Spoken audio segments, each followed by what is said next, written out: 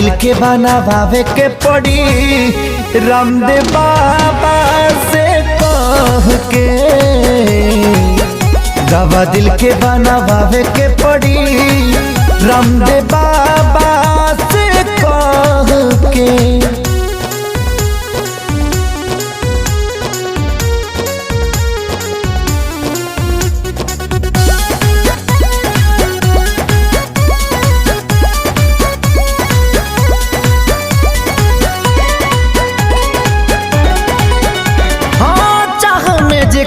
तबाह भइल जिंदगी जिए मरे से बेपरवाह भइल जिंदगी।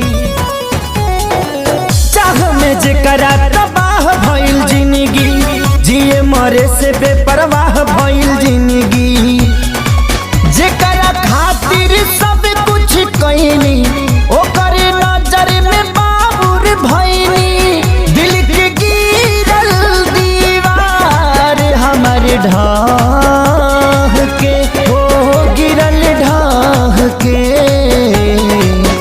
दवा दिल के बनावे के पड़ी रामदेव बाबा से कह के। दवा दिल के बनावे के पड़ी रामदेव बाबा से कह के।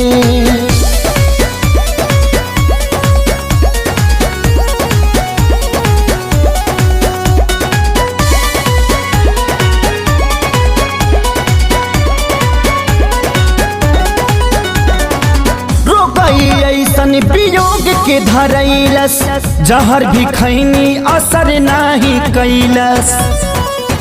हार गई ऐसन वियोग के धरैलस जहर भी खैनी असर नाही कैलस।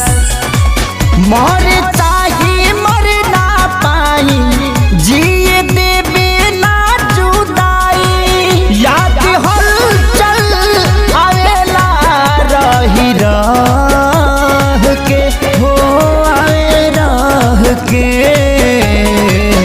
दवा दिल के बनावे के पड़ी रामदेव बाबा से कह के। दवा दिल के बनावे के पड़ी रामदेव बाबा से कह के।